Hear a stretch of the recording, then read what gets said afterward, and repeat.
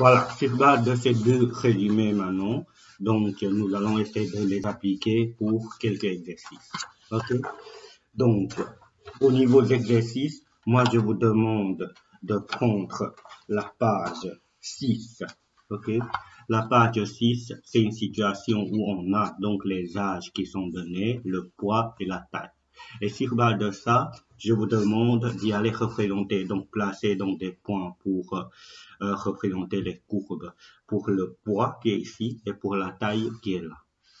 Ok, une fois que vous avez tracé des courbes sur base des 5 courbes de base qui sont données, comme vous le voyez ici, nous pouvons faire des interprétations pour l'apparence physique de l'enfant et aussi le poids et la taille séparément. Ok, voilà, nous allons commencer. D'abord, pour le poids. À la naissance, l'enfant fait 3 kilos. Donc, à la naissance, c'est 0.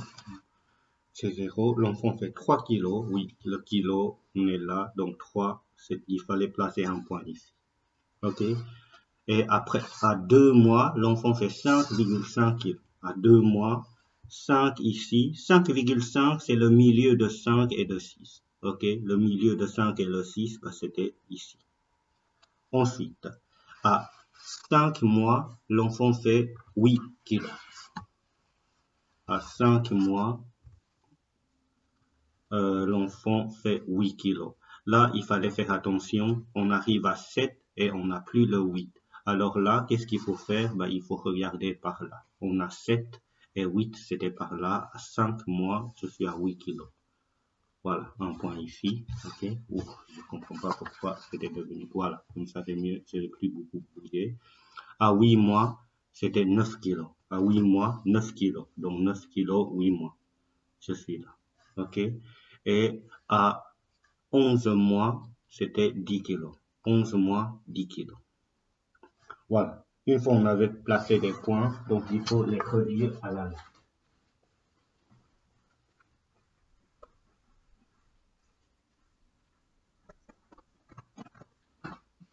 Donc, on va essayer de relier à la lettre tout ça. Donc, voilà.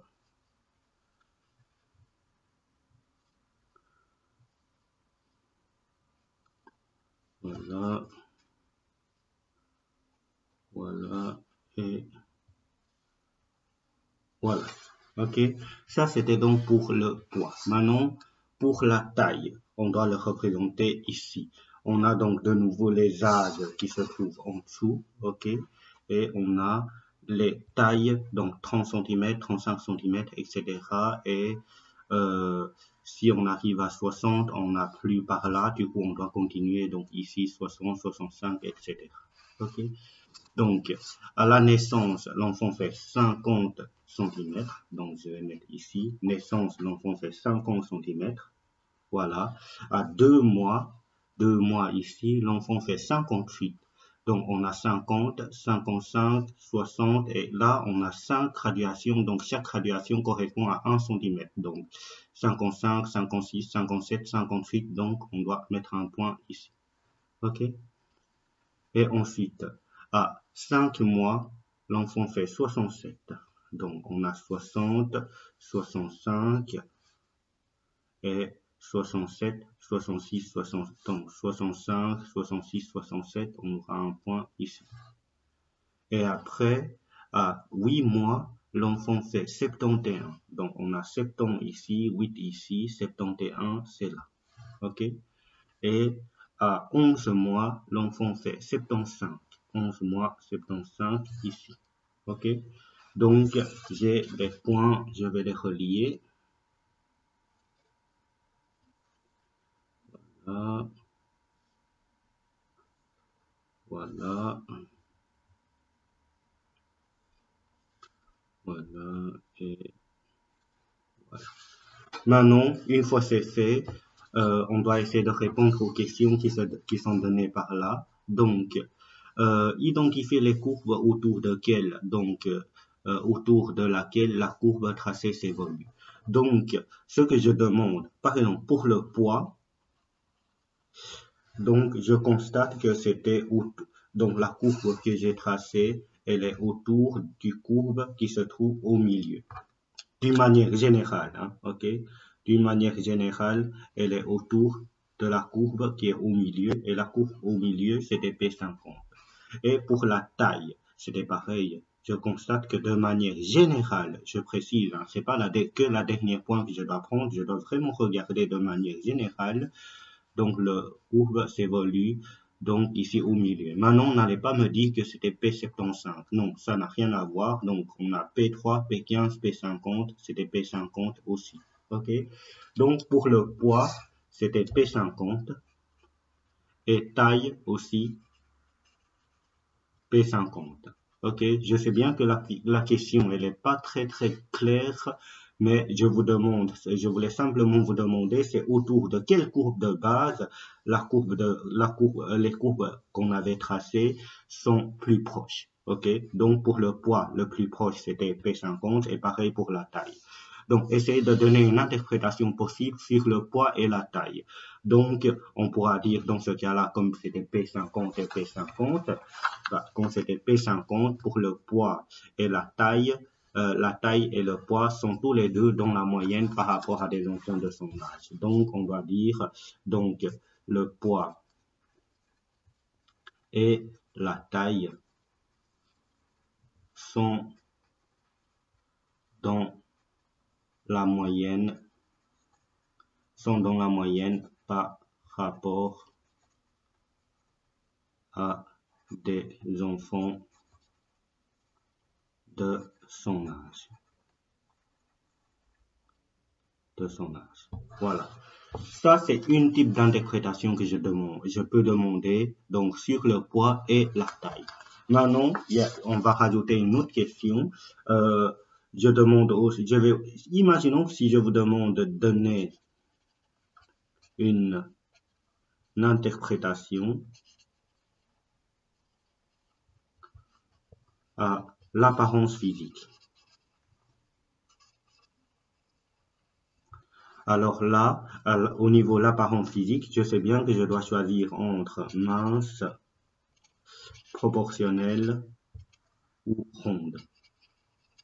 Donc, comme on est tous les deux à P50, donc tous les deux sont dans la moyenne, ok? Tous les deux sont dans la moyenne, bah, je suis proportionnel. Donc, c'était proportionnel. Voilà, c'était proportionnel. Ok. Alors là, on pourra dire, si on vous demande de justifier, bah, car le poids et la taille sont tous les deux dans la moyenne. Ok. Voilà. Ça, c'était donc la page 6. Maintenant, si vous avez compris, je vous demande aussi de faire le même exercice à la page. Donc, je vais essayer de voir ça. À la page 12, 13 et 14. Donc, à la page 12, et ici, on a donc les données. Ok, je vous demande de tracer les courbes et ensuite, il fallait dire autour de quelle courbe sont-ils. Les courbes tracées sont les plus proches. Et après, donner une interprétation pour le poids et la taille de Marie. Et donner dans l'ensemble, Marie est-elle bien proportionnelle? Il fallait donc répondre oui, non et justifier. Ok? Voilà. Mais avant de continuer, donc, vous devez représenter donc le poids à la page 13, donc le poids ici, et la taille à la page 14. Ok? Mais avant de continuer, donc, ce que il fallait faire, c'est qu'on a les poids qui sont donnés de cette manière-là. C'était donc, en fait, on devait avoir, par exemple, 3 kg et 700. Bah, c'était 3,7 kg.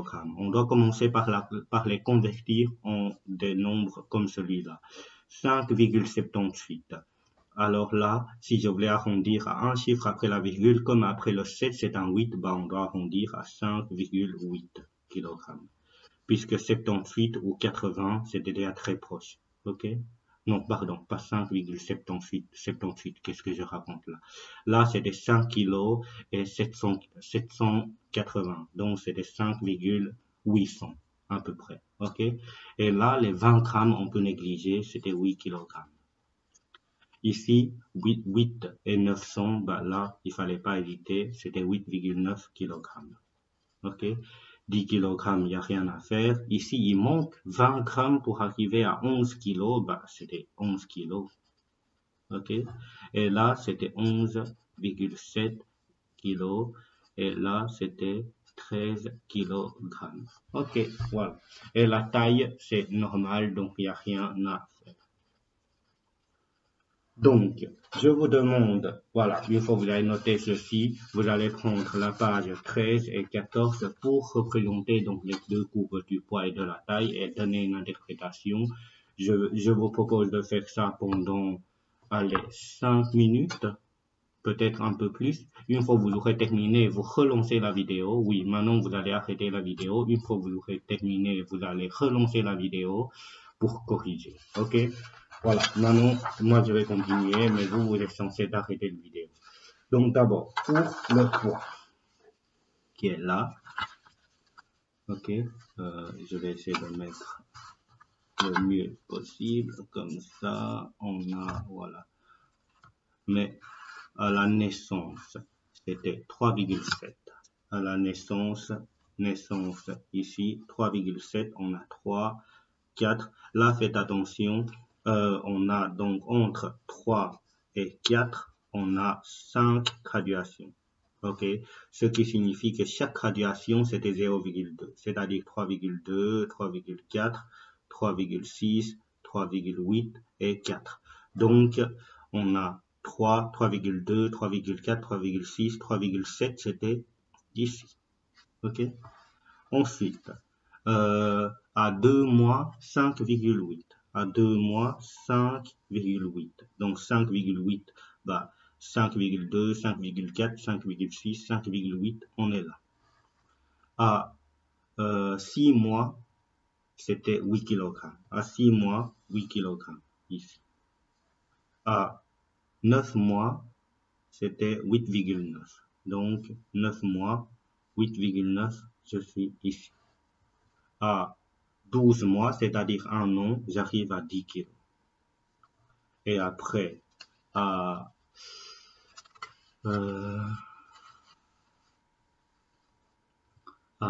15 mois, c'est un an et 3 mois. OK? Bah, je suis à 11 kg. 11 kg ici. À 20 mois, en fait, c'était un an et 8 mois. Donc là, puisque un an, c'est 12 mois, plus 8 mois, j'arrive à 20 mois. 20 mois, 11,7. 11 ici, 7, ceci. Et à 2 ans, 13 kg. Voilà, comme ça, j'ai tous les points.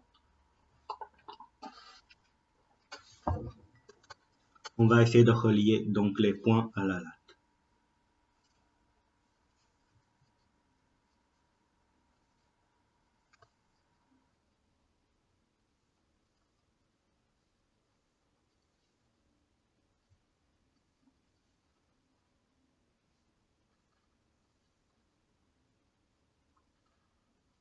Voilà, ça c'est donc pour le poids. OK? Maintenant, on va faire la même chose pour la taille. Pour la taille à la naissance, c'était 51. À la naissance, 51, donc 50. Là, chaque graduation représente 1 cm. Et à 2 mois, 60. À 6 mois, 68. On a 65, 68 ici. À 9 mois, 73. Donc 70 là, 73, je suis ici. À 1 an, c'était 77. Donc 75, 76, 77, je suis là. À 15 mois, j'arrive à 80,5. Donc 80,5 ici.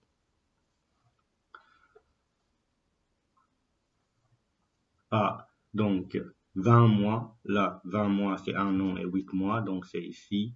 Je suis à 86. 85 ici, 86 là, et à 2 ans, 89. Voilà, j'arrive ici.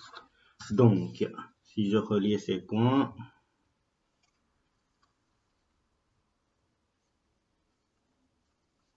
je pourrai ensuite donner une interprétation.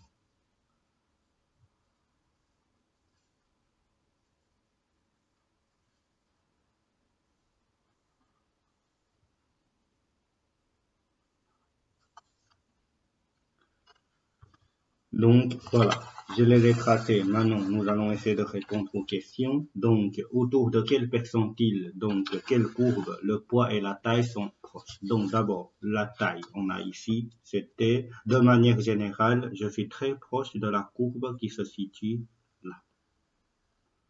Ok, et ça, c'est quoi? Ça, c'était P85. Pour la taille, c'était P85. Et pour le poids, de manière générale, je suis aussi assez proche de la courbe qui est là. Donc, je suis aussi à P85. P85. Ici, le poids, c'est puisque j'ai le poids ici. Ok? Maintenant, donner une interprétation sur le poids et la taille de Marie, le poids, c'était en surpoids. Puisque P85, le poids, c'était en surpoids et la taille, c'est donc surpoids. Surpoids et grande.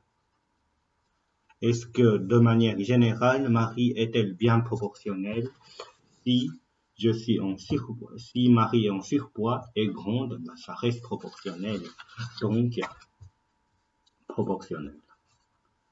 Oui, hésite, je ne dois pas répondre comme ça, donc je dois dire oui. Et pourquoi? Car en fait, c'est vrai qu'elle est en surpoids, mais il y a sa grande taille qui permet de compenser son surpoids. Ok, donc on va dire oui, car sa taille, sa grande taille permet de compenser son surpoids. Ok, donc c'est pour ça qu'elle reste proportionnelle. Voilà, ça c'est les exercices, les deux types d'exercices que je peux vous demander. Maintenant, encore quelques autres exemples. Imaginons que je vous donne des situations pour la taille et le poids et je vous demande de préciser son apparence physique.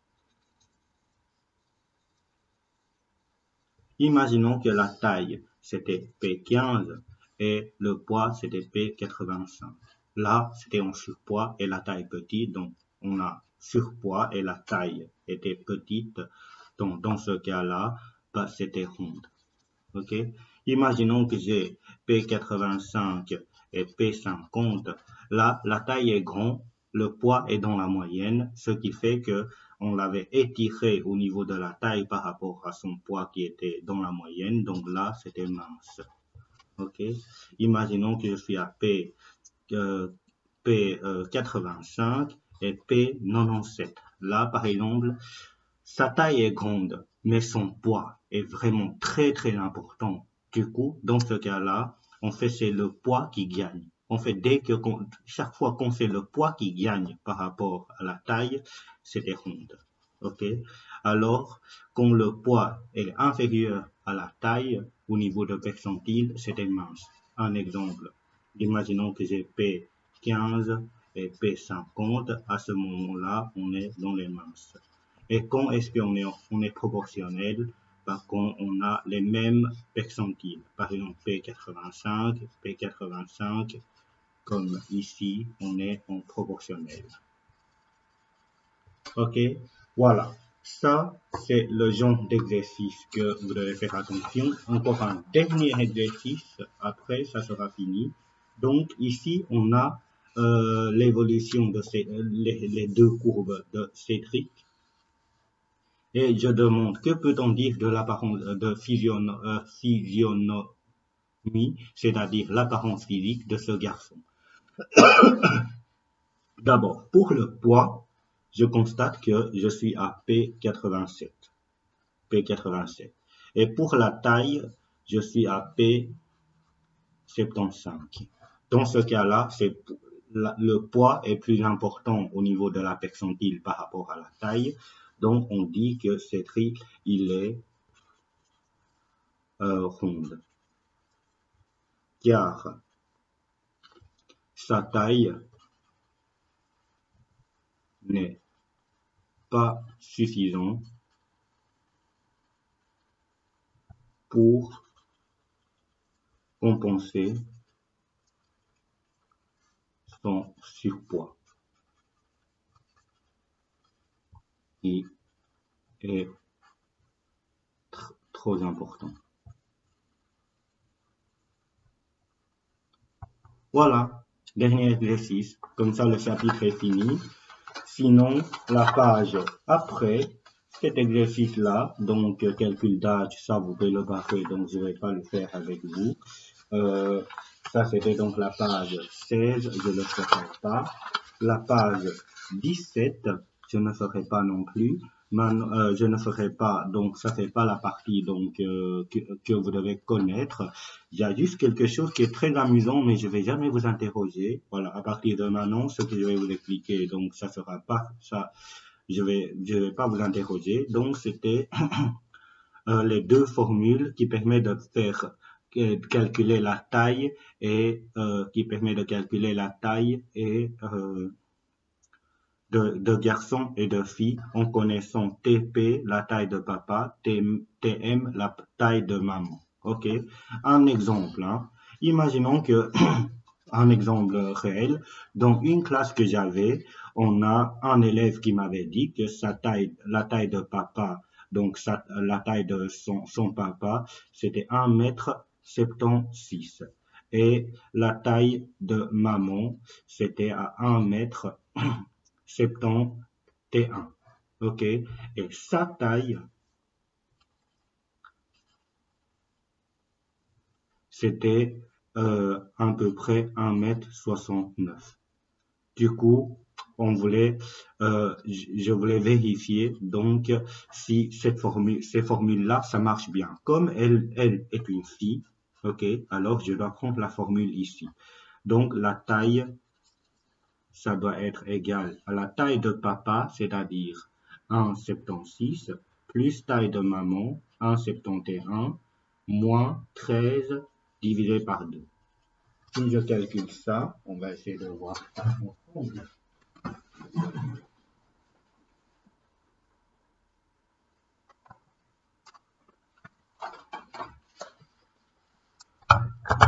On a donc 1,76, entre parenthèses, 1,76 plus 1,71 moins 13, tout divisé par 2.